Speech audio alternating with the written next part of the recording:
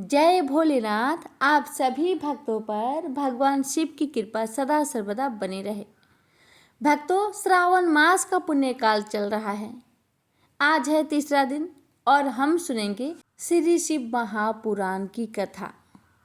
भक्तों, उससे पहले आप सभी श्रवण करेंगे भगवान शिव और भक्त की कथा। फिर आप सभी रसपान करेंगे श्री शिव महापुराण की कथा। भक्तों, मन को एकाग्र करें, हर हर महादेव का जाप करें और चले महादेव की अमृत कथा की ओर। हर हर महादेव। भक्तों, एक बार भगवान शिव को प्रसन्न करने के लिए मृकुंडु मुनि ने कठोर तपस्या की। उनकी तपस्या से प्रसन्न होकर भगवान शिव ने उन्हें दर्शन दिए। मृकुंडु ने उनसे विनती की कि हे प्रभु, मुझे पुत्र प्रदान करें। शिव ने पूछा, कैसा पुत्र चाहिए भक्त? ऐसा कि जिसकी आयु तो लंबी हो किंतु गुण कोई ना हो, अथवा जो बुद्धिमान हो, गुणी हो किंतु जिसकी आयु मात्र 16 वर्ष की हो। मुनि ने कहा, हे भगवान, मुझे गुणवान पुत्र चाहिए। शिव ने कहा, तथास्तु। यह वरदान देकर शिव अंतर्ध्यान हो गए। समय आने पर मृकुंडु की पत्नी मरुदति ने पुत्र को जन्म दिया। अनेक ऋषि मुनियों ने आकर प्रसन्नता जताई और बच्चे को आशीर्वाद दिया। ऋषि मुनियों की उत्पत्ति में ही मृकुंडु दंपति ने बालक का नाम रखा मार्कंडेय। बालक मार्कंडेय बहुत मेधावी निकला। 16 वर्ष की आयु से पहले ही उसने वेदों का ज्ञान प्राप्त कर लिया। उसके आचार्यगण उसकी प्रशंसा करते न थकते थे। वे कहते थे, मृकुंडु, बहुत भाग्यशाली हो तुम, जो ऐसा होनहार बेटा मिला। लेकिन मार्कंडेय के भाग्य को लेकर उसकी माता बहुत चिंतित रहती।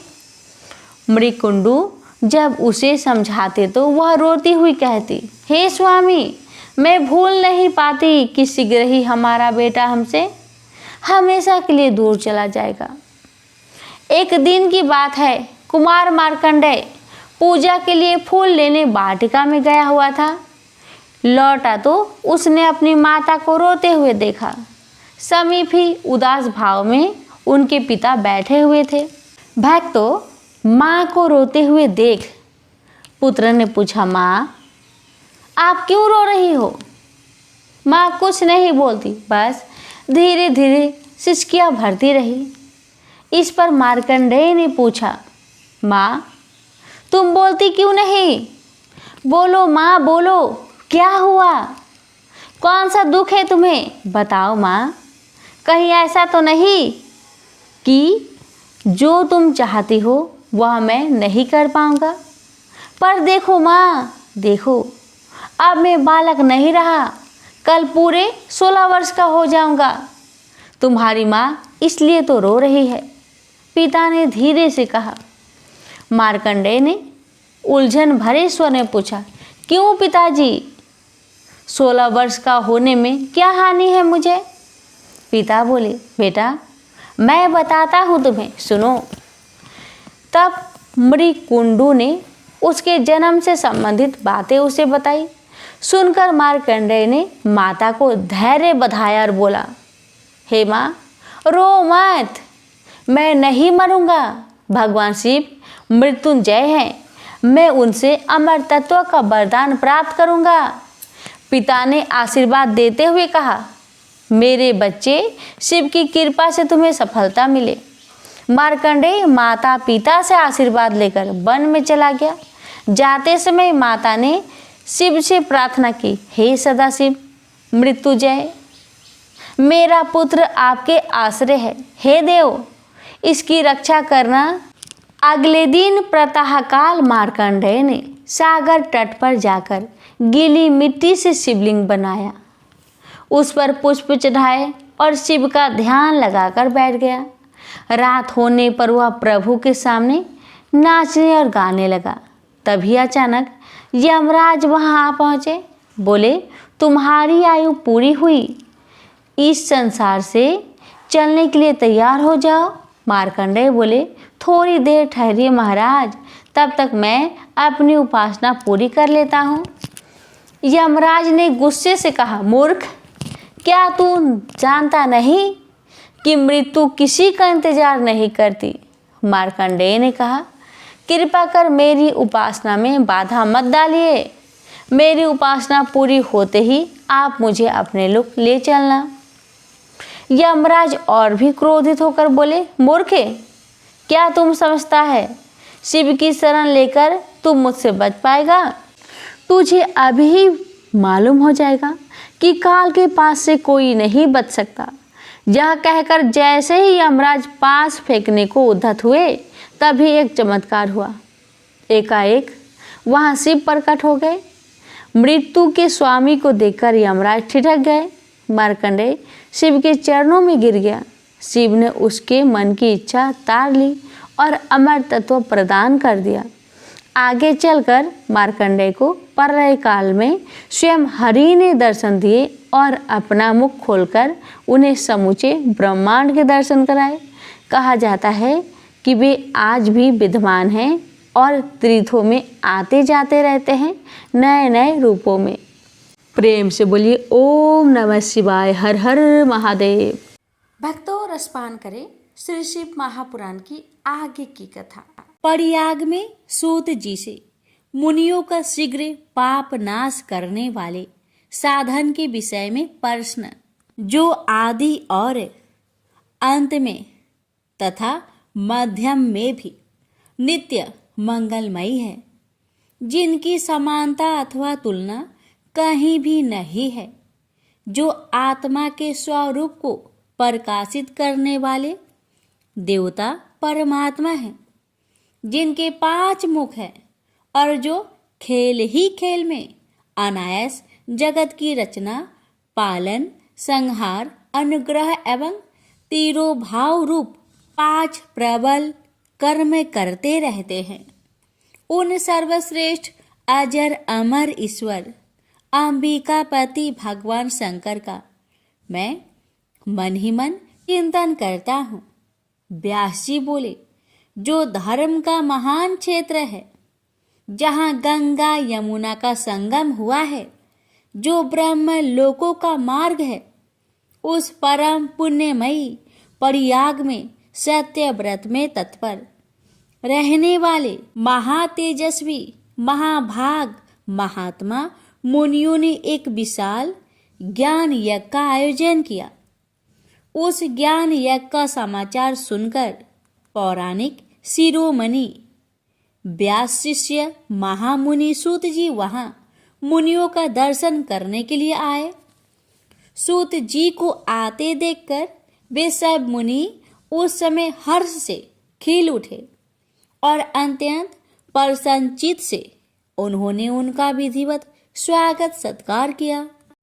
तत्पश्चात उन प्रसन्न महात्माओं ने उनकी विधिवत स्तुति करके विनय पूर्वक हाथ जोड़कर उनसे इस प्रकार कहा, हे सर्वज्ञ विद्वान रोम हर्षण जी, आपका भाग्य बड़ा भारी है। इसी से आपने व्यास जी से यथारूप में संपूर्ण पुराण विद्या प्राप्त की है, इसलिए आप आश्चर्य स्वरूप कथाओं के भंडार हैं। ठीक उसी तरह जैसे रत्नाकर समुद्र बड़े बड़े सारभूत रत्नों का आगार है।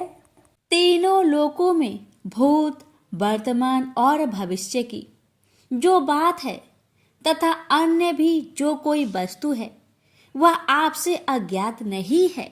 आप हमारे सौभाग्य से इस यज्ञ का दर्शन करने के लिए यहाँ आ गए हैं और इसी व्यास जी से हमारा कुछ कल्याण करने वाले हैं, क्योंकि आपका आगमन निर्थक नहीं हो सकता।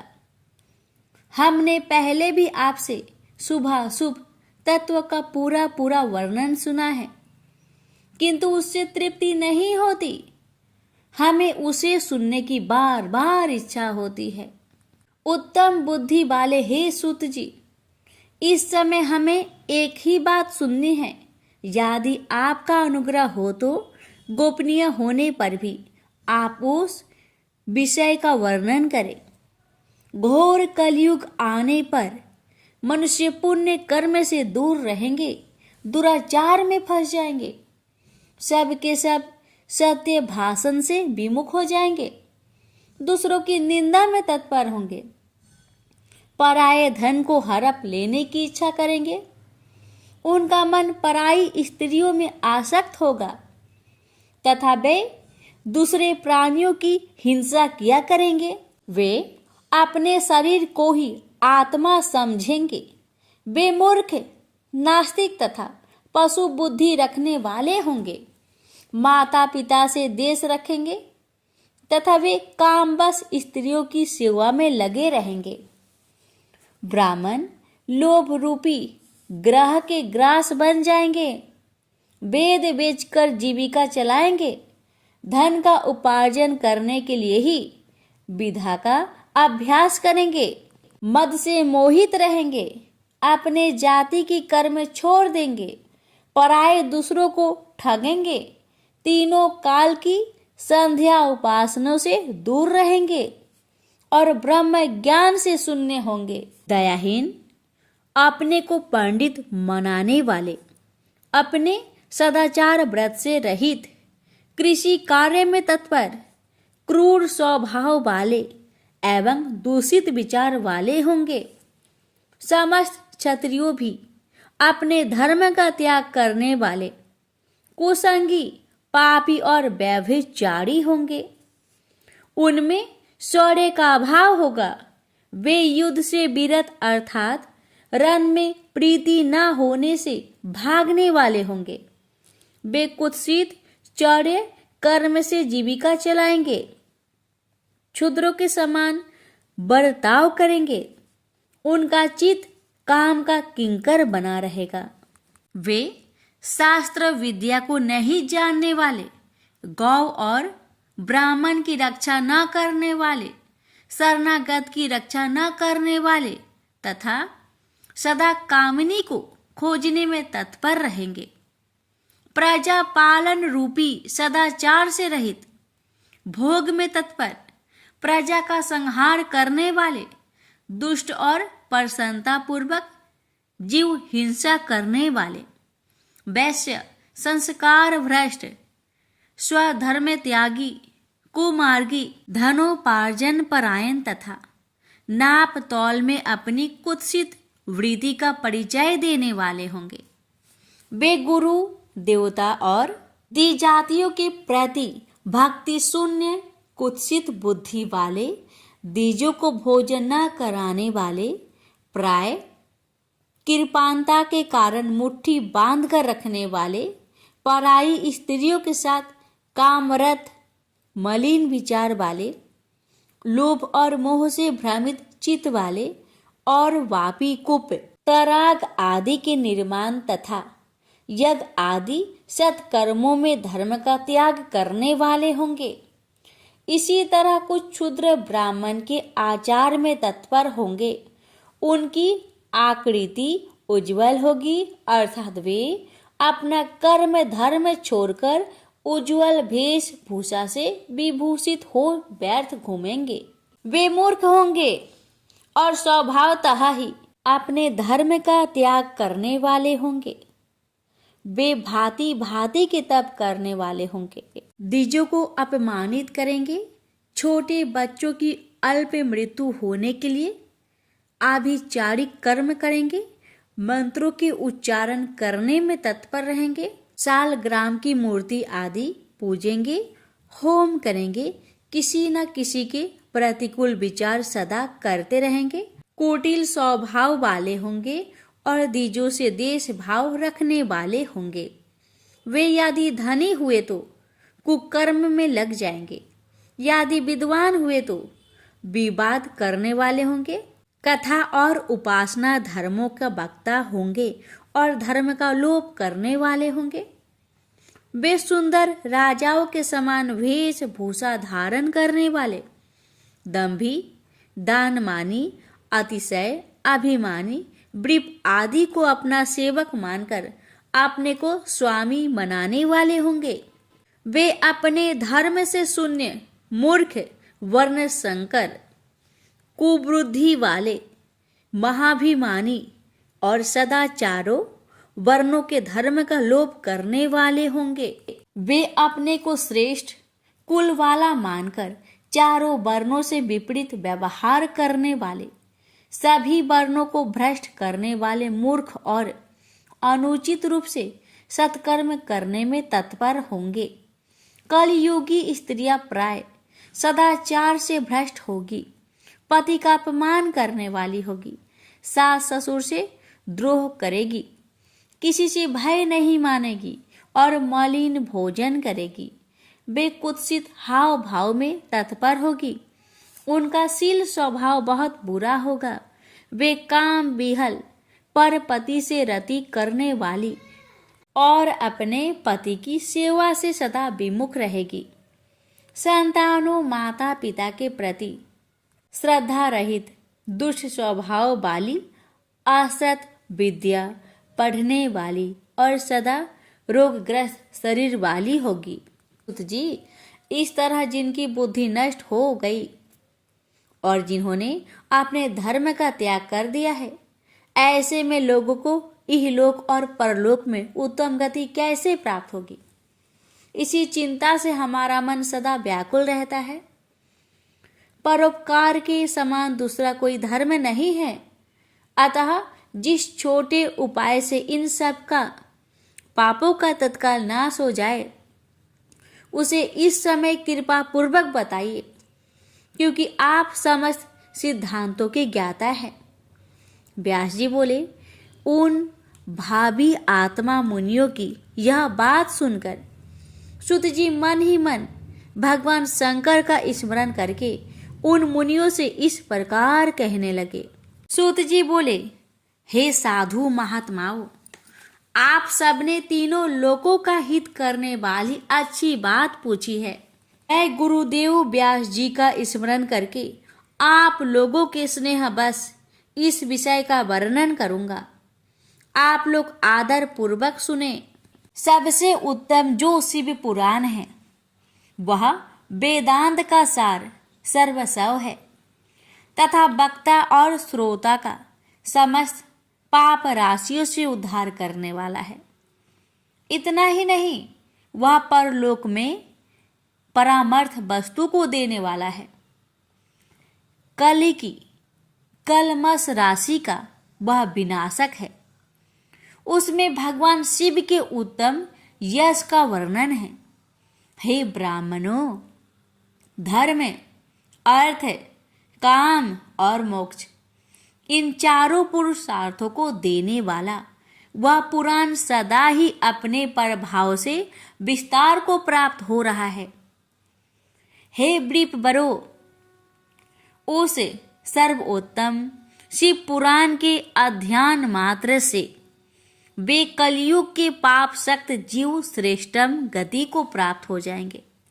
अहो, ब्रह्म हत्या आदि महान पाप तभी तक रहेंगे, अर्थात अपने फलों को देने में समर्थ होंगे, जब तक जगत में शिव पुराण का उदय नहीं होगा। आशा यह है कि शिव पुराण सुनने के बाद अंतःकरण शिव भक्ति परायण होकर अतिशय स्वच्छ हो जाएगा। अतः किसी भी पाप कर्म में मानव की प्रवृत्ति ही नहीं होगी। तब ब्रह्म हत्या आदि भयंकर पाप न होने के कारण उस पाप के फल भोग की संभावना ही नहीं है। कलयुग के महान उत्पात तभी तक निर्भय होकर विचारेंगे जब तक यहाँ जगत में शिव पुराण का उदय नहीं होगा। सभी शास्त्र परस्पर तभी तक विवाद करेंगे जब तक जगत में शिव पुराण का उदय नहीं होगा, अर्थात शिव पुराण के आ जाने पर किसी प्रकार का विवाद ही नहीं रह जाएगा। सभी प्रकार से मुक्ति मुक्ति प्रदाता यही रहेगा। अहो, महान व्यक्तियों के लिए भी तभी तक शिव का स्वरूप दुर्बोध्य रहेगा जब तक इस जगत में शिव पुराण का उदय नहीं होगा। अहो, क्रूर यमदूत तभी तक निर्भय होकर पृथ्वी पर घूमेंगे जब तक जगत में शिव पुराण का उदय नहीं होगा। सभी पुराण पृथ्वी पर गरज तभी तक करेंगे जब तक शिव पुराण का जगत में उदय नहीं होगा। इस पृथ्वी पर तीर्थों का विवाद तभी तक रहेगा जब तक इस जगत में शिव पुराण का उदय नहीं होगा। आशय यह है कि मुक्ति, प्रायतार्थ एवं पाप के नाश के लिए मानव विभिन्न तीर्थों का सेवन करेंगे, किंतु शिव पुराण के आने के बाद सभी लोग सभी पापों के नाश के लिए शिव पुराण का ही सेवन करेंगे। सभी मंत्र पृथ्वी पर तभी तक आनंद पूर्वक विवाद करेंगे जब तक पृथ्वी पर शिव पुराण का उदय नहीं होगा। सभी क्षेत्र तभी तक पृथ्वी पर विवाद करेंगे जब तक पृथ्वी पर शिव पुराण का उदय नहीं होगा।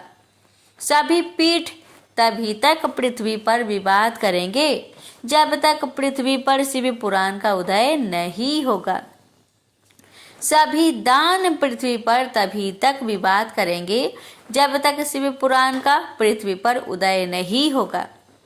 सभी देवगण तभी तक पृथ्वी पर विवाद करेंगे जब तक शिव पुराण का पृथ्वी पर उदय नहीं होगा।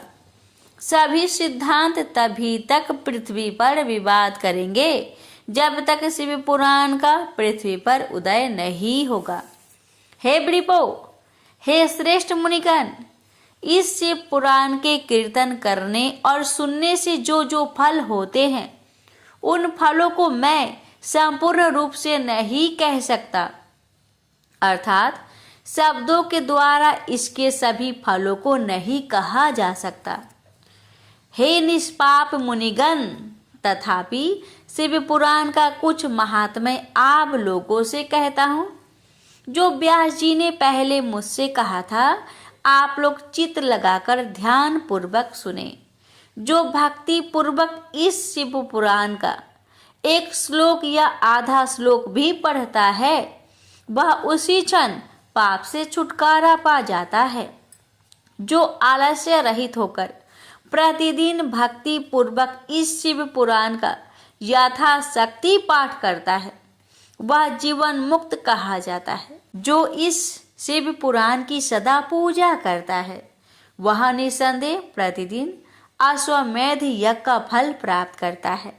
जो व्यक्ति साधारण पद की प्राप्ति की इच्छा से इस शिव पुराण को मुझसे अथवा अन्य किसी से सुनता है, वो भी पातकों से मुक्त हो जाता है। जो इस शिव पुराण को समीप से प्रणाम करता है, वह सभी देवों की पूजा फल प्राप्त करता है। इसमें संचय नहीं है। जो इस शिव पुराण को स्वयं लिखकर शिव भक्तों को दान करता है, उसके पुण्य फलों को सुने। शास्त्रों का अध्ययन करने और वेदों का पाठ करने से जो दुर्लभ फल प्राप्त होता है, वह फल उसको प्राप्त होता है। जो चतुर्दशी तिथि के दिन उपवास करके इस शिव पुराण का शिव भक्तों के समाज में पाठ करता है, वह श्रेष्ठ पुरुष है। वह व्यक्ति शिव पुराण के प्रत्येक अक्षर की संख्या के अनुरूप गायत्री के पुरुषाचरण का फल प्राप्त करता है और इस लोक में सभी अभीष्ट सुखों को भोगकर अंत में मोक्ष प्राप्त करता है।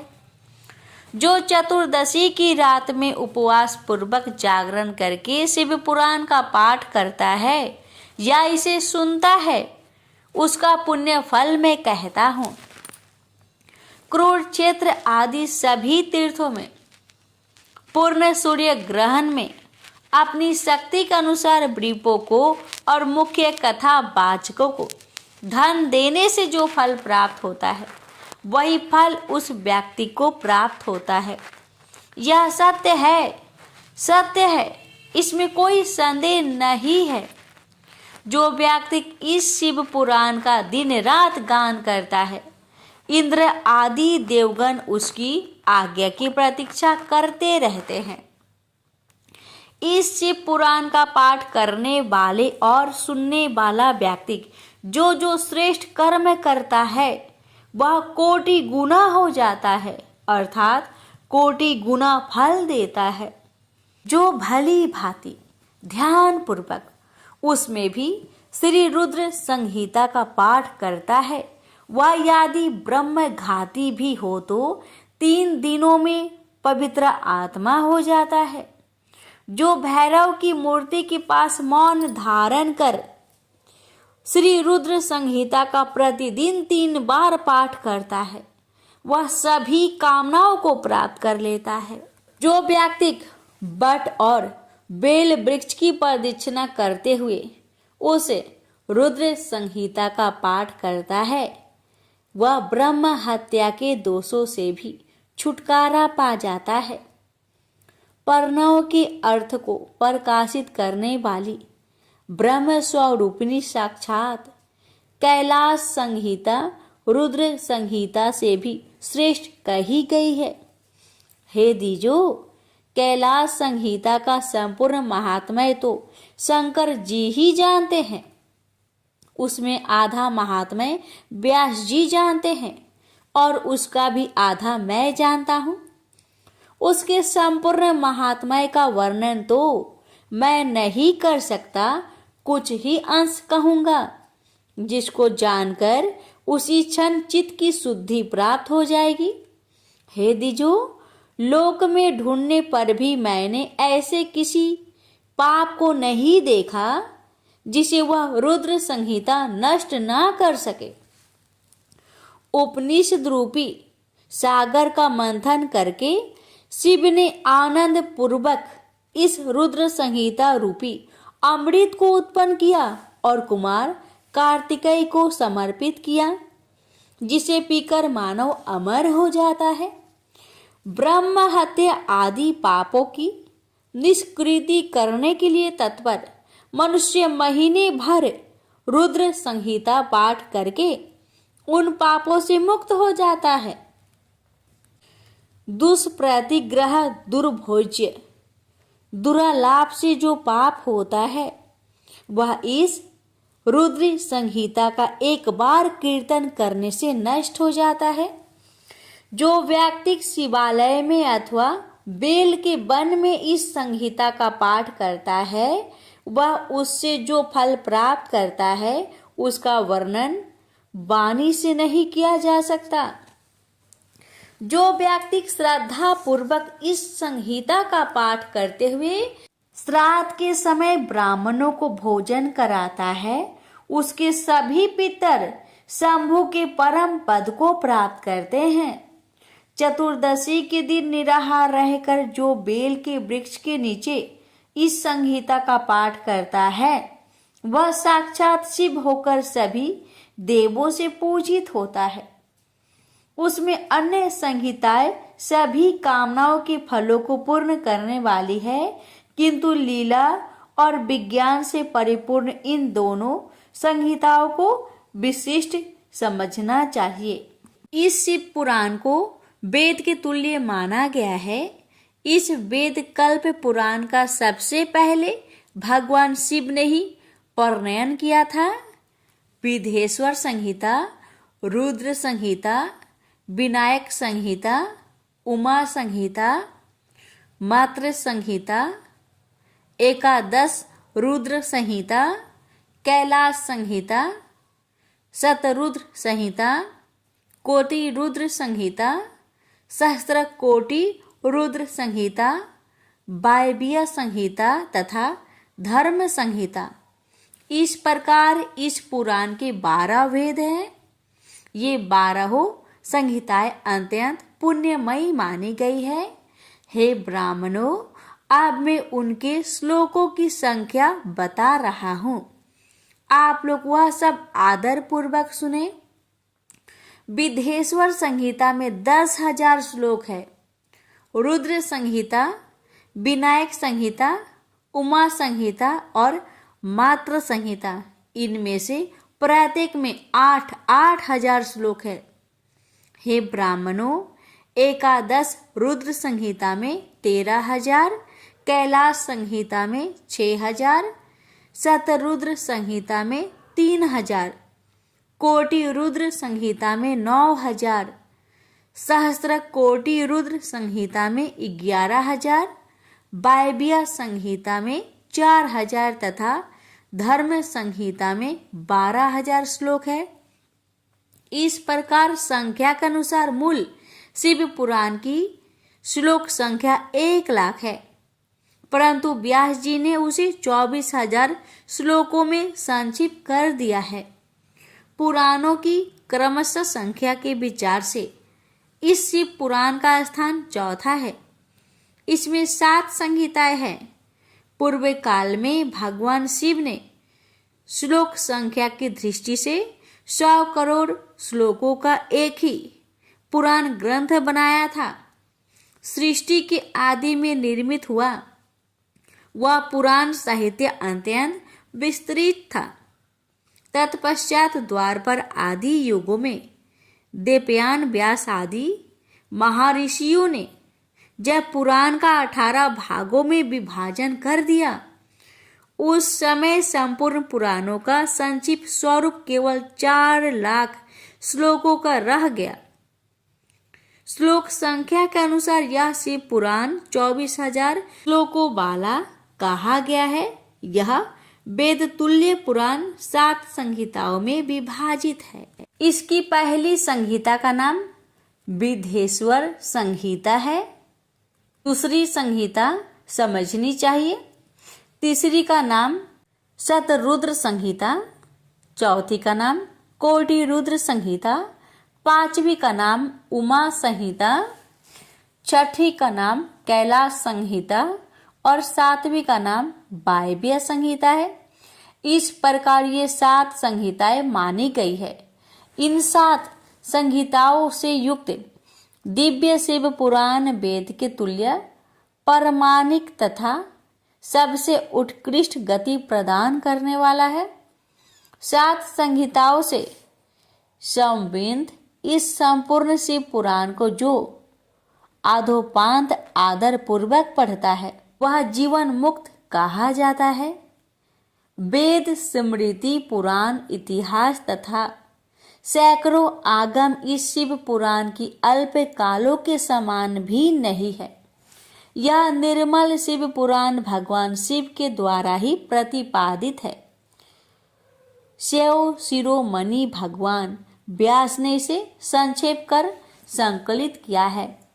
यह समस्त जीव समुदाय के लिए उपकार, त्रिविध तपों का नाशक, तुलना रहित एवं सत्पुरुषों को कल्याण प्रदान करने वाला है। इसमें वेदांत, विज्ञानमयी प्रधान तथा निष्कपट धर्म का प्रतिपादन किया गया है। यह पुराण ईर्ष्या रहित अंतःकरण वाले विद्वानों के लिए जानने की वस्तु है। इसमें श्रेष्ठ मंत्र समूहों का संकलन है और यह धर्म, अर्थ तथा काम से संवित है, अर्थात इस त्रिवर्ग की प्राप्ति साधन का भी इसमें वर्णन है। यह उत्तम शिव पुराण समस्त पुराणों में श्रेष्ठ है। वेद वेदांत में वेद रूप से विलसित परम वस्तु परमात्मा का इसमें गान किया गया है। जो बड़े आदर से इसे पढ़ता और सुनता है वह भगवान शिव का प्रिय होकर परम गति को प्राप्त कर लेता है। व्यास जी बोले, सूत जी का यह वचन सुनकर वे सब महर्षि बोले, अब आप हमें वेदांत के सार सर्वस्वरूप अद्भुत शिव पुराण को सुनाइए। मुनियों का यह वचन सुनकर अतिशय प्रसन्न हो वे सूत जी शंकर जी का स्मरण करते हुए उन श्रेष्ठ मुनियों से कहने लगे। सूत जी बोले, आप सब महर्षिगण रोग शोक से रहित कल्याणमयी भगवान शिव का स्मरण करके वेद के सार तत्व से प्रकट पुराण प्रवर शिव पुराण को सुनिए, जिसमें भक्ति, ज्ञान और वैराग्य इन तीनों का प्रतिपूर्वक गान किया गया है और वेदांत वेद सदस्तु का विशेष रूप से वर्णन किया गया है। ऋषिगण, अब आप लोग वेद के सारभूत पुराण को सुने। बहुत काल में पुनः पुनः पूर्व कल्प व्यतीत होने पर इस वर्तमान कल्प में जब सृष्टि कर्म आरंभ हुआ, उन दिनों 6 कुलों की महर्षि परस्पर वाद विवाद करते हुए कहने लगे, अमुक वस्तु सबसे उत्कृष्ट है और अमुक नहीं है। उनके इस विवाद ने अत्यंत महान रूप धारण कर लिया। तब वे सब के सब अपनी शंका के समाधान के लिए सृष्टिकर्ता अविनाशी ब्रह्मा जी के पास गए और हाथ जोड़कर विनय भरी वाणी में बोले, हे प्रभु, आप संपूर्ण जगत का धारण पोषण करने वाले हैं तथा समस्त कारणों के भी कारण हैं। हम यह जानना चाहते हैं कि संपूर्ण तत्वों से परे परात्पर पुण्य पुरुष कौन है? ब्रह्मा जी बोले, जहाँ से मन सहित वाणी उन्हें न पाकर लौट आती है तथा जिनसे ब्रह्मा विष्णु रुद्र और इंद्र आदि से युक्त यह संपूर्ण जगत समस्त भूतों एवं इंद्रियों के साथ पहले प्रकट हुआ है, वे ही ये देव है। महादेव सर्वज्ञ एवं संपूर्ण जगत के स्वामी हैं। ये ही सबके उत्कृष्ट है। उत्तम भक्ति से ही इनका साक्षात्कार होता है। दूसरे किसी उपाय से कहीं इनका दर्शन नहीं होता। रुद्र, हरि, हर तथा अन्य देवेश्वर सदा उत्तम भक्ति भाव से उनका नित्य दर्शन करना चाहते हैं। अधिक कहने की क्या आवश्यकता? भगवान शिव में भक्ति होने से मनुष्य संसार बंधन से मुक्त हो जाता है। देवताओं के कृपा प्रसाद से ही उनमें भक्ति होती है और भक्ति से देवता का कृपा प्रसाद प्राप्त होता है। ठीक उसी तरह जैसे यहाँ अंकुर से बीज और बीज से अंकुर उत्पन्न होता है। इसलिए हे द्विजो, आप लोग भगवान शंकर का कृपा प्रसाद प्राप्त करने के लिए भूतल पर जाकर वहां सहस्त्र वर्षों तक चलने वाले एक विशाल यज्ञ का आयोजन करें। इन यज्ञपति भगवान शिव की ही कृपा से वेदोक्त विधा के सारभूत साध्य साधन का ज्ञान होता है। मुनिगण बोले, हे भगवान, परम साध्य क्या है और उसका परम साधन क्या है, उसका साधक कैसा होता है, ये सभी बातें यथार्थ रूप से कहे। ब्रह्मा जी बोले, शिव पद की प्राप्ति ही साध्य है, उनकी सेवा ही साधन है तथा उनके प्रसाद से जो नित्य नियमित आदि फलों की ओर से निष्पृषा होता है, वही साधक है। वेदोक्त कर्मों का अनुष्ठान करके उसके महान फलों को भगवान शिव के चरणों में समर्पित कर देना ही परमेश्वर पद की प्राप्ति है। वही सालोक्य आदि के कर्म से प्राप्त होने वाली मुक्ति है। उन पुरुषों की भक्ति के अनुसार उन सबको उत्कृष्ट फल की प्राप्ति होती है। उस भक्ति के साधन अनेक प्रकार के हैं, जिनका प्रतिपादन साक्षात महेश्वर ने ही किया है। उसे संक्षिप्त करके मैं सारभूत साधन को बता रहा हूँ। कान से भगवान के नाम, गुण और लीलाओं का श्रवण, वाणी द्वारा उनका कीर्तन तथा मन द्वारा उनका मनन, इन तीनों को महान साधन कहा गया है। तात्पर्य यह है कि महेश्वर का श्रवण, कीर्तन और मनन करना चाहिए। यह श्रुति का वाक्य हम सबके लिए परमाणभूत है। संपूर्ण मनोरथों की सिद्धि में लगे हुए आप लोग इसी साधन से परम साध्य को प्राप्त हो। लोग प्रत्यक्ष वस्तु को नेत्र से देखकर उसमें प्रवृत्त होते हैं, परंतु जिस वस्तु का कहीं भी प्रत्यक्ष दर्शन नहीं होता, उसे सर्वेंद्रिय द्वारा जान सुनकर मनुष्य उसकी प्राप्ति के लिए चेष्टा करता है। अतः पहला साधन श्रवण ही है। उसके द्वारा गुरु के मुख से तत्वों को सुनकर बुद्धिशाली विद्वान पुरुष अन्य साधन कीर्तन एवं मनन की सिद्धि करे। क्रमशः मनन प्रयत्न इस साधन की अच्छी तरह साधना कर लेने पर उसके द्वारा सालोक्य आदि के क्रम से धीरे धीरे भगवान शिव का सहयोग प्राप्त होता है। पहले सारे अंगों के रोग नष्ट हो जाते हैं, तत्पश्चात सब प्रकार का लौकिक आनंद भी विलीन हो जाता है।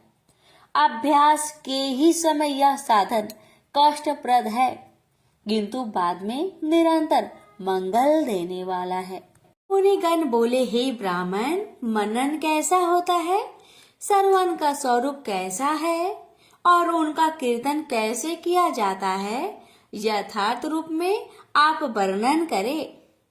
ब्रह्मा जी बोले, हे मुनियों, भगवान शंकर की पूजा उनके नामों का जप तथा उनके गुण रूप विलास और नामों का युक्ति परायण चित्त के द्वारा जो निरंतर परिशोधन या चिंतन होता है, उसी को मनन कहा गया है। वह महेश्वर की कृपा दृष्टि से उपलब्ध होता है। वह समस्त श्रेष्ठ साधनों में प्रमुखतम है। शंभु के प्रताप गुण रूप विलास और नामों को प्रकट करने वाले संगीत वेद वाक्य या भाषा के द्वारा अनुराग पूर्वक उनकी स्तुति ही मध्यम साधन है, जिसको कीर्तन शब्द से कहा गया है। हे ज्ञानियों, स्त्री कीड़ा में जैसे मन की आसक्ति होती है, वैसे ही किसी कारण से किसी स्थान में शिव विषयक वाणियों में सर्वेंद्रिय की दृढ़तर आसक्ति ही जगत में श्रवण के नाम से प्रसिद्ध है। सर्वप्रथम सज्जनों की संगति से श्रवण सिद्ध होता है, बाद में शिव जी का कीर्तन दृढ़ होता है और अंत में सभी साधनों से श्रेष्ठ शंकर विषयक मनन उत्पन्न होता है, किंतु यह सब उनकी कृपा दृष्टि से ही संभव होता है। सूत जी बोले, मुनीश्वरों, इस साधन का महात्म्य बताने के प्रसंग में मैं आप लोगों के लिए एक प्राचीन वृत्तांत का वर्णन करूंगा, उसे ध्यान देकर आप लोग सुने। पूर्व काल में पराशर मुनि के पुत्र मेरे गुरु व्यास देव जी सरस्वती नदी के सुंदर तट पर तपस्या कर रहे थे।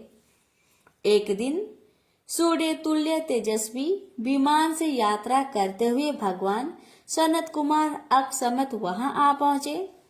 उन्होंने मेरे गुरुदेव को वहां देखा। वे ध्यान में मगन थे। उससे जाने पर उन्होंने ब्रह्मा के पुत्र सनत कुमार जी को अपने सामने उपस्थित देखा। वे बड़े वेग से उठे और उनके चरणों में प्रणाम करके मुनि ने उन्हें अर्घ्य प्रदान करके देवताओं के बैठने योग्य आसन भी अर्पित किया। तब प्रसन्न हुए। भगवान सनत कुमार विनीत भाव से खड़े हुए व्यास जी से गंभीर वाणी में कहने लगे। सनत कुमार बोले, हे मुने, आप सत्य सनातन भगवान शंकर का हृदय से ध्यान कीजिए, तब वे शिव प्रत्यक्ष होकर आपकी सहायता करेंगे। आप यहाँ तप किस लिए कर रहे हैं? इस प्रकार सनत कुमार के कहने पर मुनि व्यास ने अपना आशय कहा। मैंने आपकी कृपा से वेद समस्त धर्म में अर्थ, काम और मोक्ष की कथा को मानव समाजों में अनेक प्रकार से प्रदर्शित किया है। इस प्रकार सर्वथा गुरु स्वरूप होने पर भी मुझमें मुक्ति के साधन ज्ञान का उदय नहीं हुआ है। यह आश्चर्य ही है। मुक्ति का साधन न जानने के कारण उसके लिए मैं तपस्या कर रहा हूँ। हे विपेंद्रो, इस प्रकार जब व्यास मुनि ने भगवान सनत कुमार से प्रार्थना की, तब वे समर्थ सनत कुमार जी मुक्ति का निश्चित कारण बताने लगे। भगवान शंकर का श्रवण कीर्तन मनन में तीनों महत्तर साधन कहे गए हैं। ये तीनों ही वेद सम्मत है। पूर्व काल में दूसरे साधनों के संभ्रम में पड़कर घूमता घामता मंदराचल पर्वत पर जा पहुंचा और वहां तपस्या करने लगा। तदंतर महेश्वर शिव की आज्ञा से भगवान नंदीकेश्वर वहां आए। उनकी मुझ पर बड़ी दया थी। वे सबके साक्षी तथा शिवगणों के स्वामी भगवान नंदीकेश्वर मुझे स्नेहपूर्वक मुक्ति का उत्तम साधन बताते हुए बोले, भगवान शंकर का श्रवण कीर्तन और मनन ये तीनों साधन वेद सम्मत है और मुक्ति के साक्षात कारण है। यह बात स्वयं भगवान शिव ने मुझसे कही है। अतः हे ब्राह्मण, आप श्रवण आदि तीनों साधनों का बार बार अनुष्ठान करें। व्यास जी से बार बार ऐसा कहकर अनुगामियों सहित ब्रह्मपुत्र सनत कुमार अपने विमान से परम सुंदर ब्रह्म धाम को चले गए। इस प्रकार पूर्व काल के इस उत्तम वृत्तांत का मैंने संक्षेप में वर्णन किया है। ऋषिगण बोले, हे सुत जी, आपने श्रवण आदि तीनों साधनों को मुक्ति का उपाय बताया है। जो मनुष्य श्रवण आदि तीनों साधन में समर्थ हो, वह किस उपाय का अवलंबन करके मुक्त हो सकता है और किस साधन भूत कर्म के द्वारा बिना यत्न के ही मोक्ष मिल सकता है।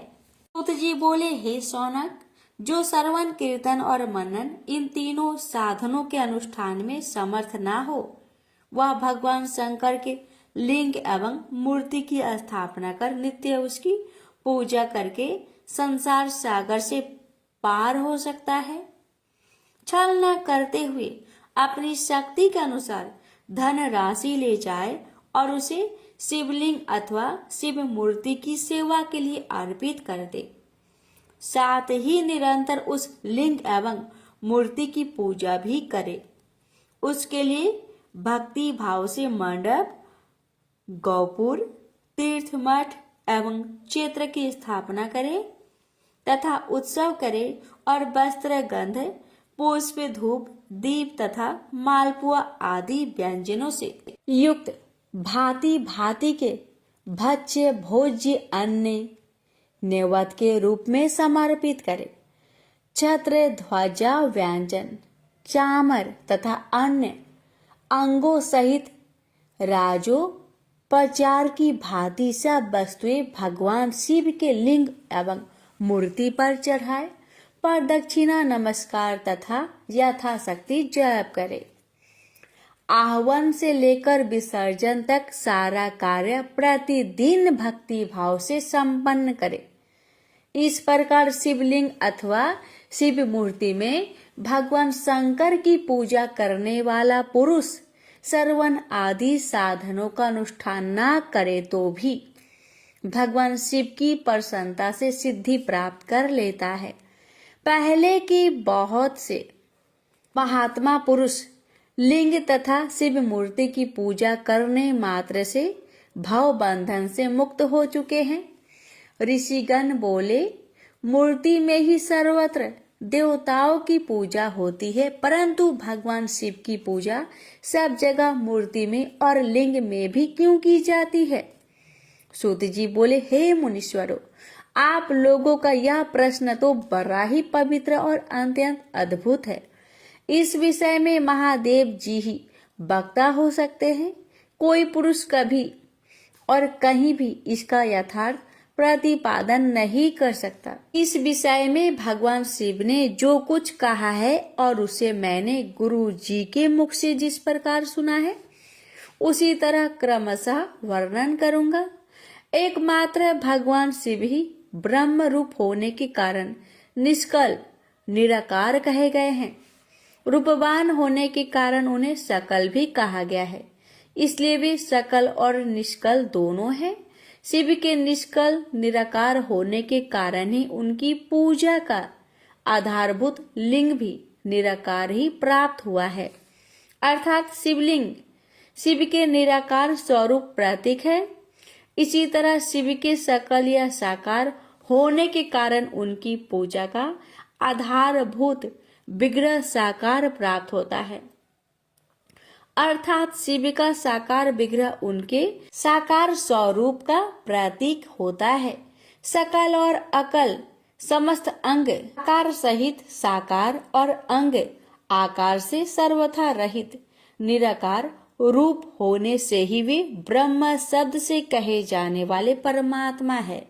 यही कारण है कि सब लोग लिंग निराकार और मूर्ति साकार दोनों में ही सदा भगवान शिव की पूजा करते हैं। शिव से भिन्न जो देखता है वे साक्षात ब्रह्म नहीं है, इसलिए कहीं भी उनके लिए निराकार लिंग नहीं उपलब्ध होता है। अतः सूरेश्वर इंद्र ब्रह्मा आदि देवगण भी निष्कल लिंग में पूजित नहीं होते हैं। सभी देवगण ब्रह्म न होने से अपितु सगुण जीव होने के कारण केवल मूर्ति में ही पूजे जाते हैं। शंकर के अतिरिक्त अन्य देवों का जीव तत्व और सदा शिव का ब्रह्म तत्व वेदों के सारभूत उपनिषदों से सिद्ध होता है। वह प्रणव ओमकार के तत्व रूप से भगवान शिव का ही प्रतिपादन किया गया है। इसी प्रकार पूर्व में मंदराचल पर्वत पर ज्ञानवान ब्रह्मपुत्र सनत कुमार मुनि ने नंदिकेश्वर से प्रश्न किया था। सनत कुमार बोले, हे भगवान, शिव के अतिरिक्त उनके बस में रहने वाले जो अन्य देवता है उन सब की पूजा के लिए सर्वत्र प्राय वैर मूर्ति मात्र ही अधिक संख्या में देखा और सुना जाता है। केवल भगवान शिव की ही पूजा में लिंग और वैर दोनों का उपयोग देखने में आता है। अतः हे कल्याणमयी नंदिकेश्वर, इस विषय में जो तत्व की बात हो उसे मुझे इस प्रकार बताइए जिससे अच्छी तरह समझ में आ जाए। नंदिकेश्वर बोले, हे निष्पाप ब्रह्म कुमार, हम जैसे लोगों के द्वारा आपके इस प्रश्न का कोई उत्तर नहीं दिया जा सकता, क्योंकि यह गोपनीय विषय है और लिंग साक्षात ब्रह्म का प्रतीक है। इस विषय में भगवान शिव ने जो कुछ बताया है उसे मैं आप शिव भक्तों के समक्ष कहता हूँ। भगवान शिव ब्रह्म स्वरूप और निराकार है, इसलिए उन्हीं की पूजा में निष्कल लिंग का उपयोग होता है। संपूर्ण वेदों का यही मत है, वे ही सकल है। इस प्रकार वे निराकार तथा साकार दोनों हैं। भगवान शंकर निष्कल निराकार होते हुए भी कलाओं से युक्त हैं, इसलिए उनकी साकार रूप में प्रतिमा पूजा भी लोक सम्मत है। शंकर के अतिरिक्त अन्य देवताओं में जीव तत्व तथा सगुण तत्व होने के कारण वेद के मत में उनकी मूर्ति मात्र में ही पूजा मान्य है। इसी प्रकार उन देवताओं के आविर्भाव के समय उनका समग्र साकार रूप प्रकट होता है, जबकि भगवान सदाशिव के दर्शन में साकार और निराकार ज्योति रूप दोनों की ही दर्शन प्राप्ति होती है। सनत कुमार बोले, हे महाभाग, आपने भगवान शिव तथा दूसरे देवताओं के पूजन में लिंग और वैर के प्रचार का जो रहस्य विभाग पूर्वक बताया है वह यथार्थ है। इसलिए लिंग और वैर की आदि उत्पत्ति का जो उत्तम वृत्तांत है उसी को मैं इस समय सुनना चाहता हूँ। हे योगींद्र, लिंग के परकटे का रहस्य सूचित करने वाला प्रसंग मुझे सुनाइए। नंदिकेश्वर बोले, हे वत्स, आपके प्रति प्रीति के कारण मैं यथार्थ रूप में वर्णन करता हूँ, सुनिए।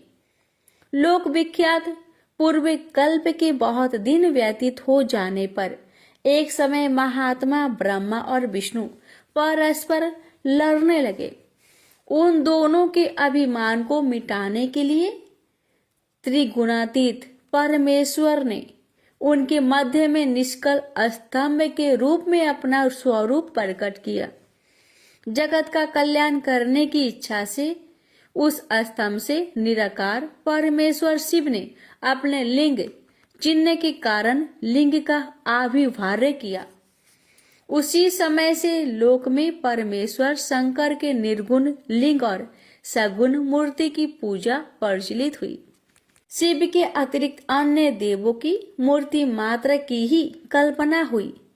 वे देव प्रतिमाएं पूजित हो नियत शुभ कल्याण को देने वाली हुई और शिव का लिंग तथा उनकी प्रतिमा दोनों ही भोग और मोक्ष को देने वाली हुई। प्रेम से बोले हर हर महादेव। ओम नमः शिवाय।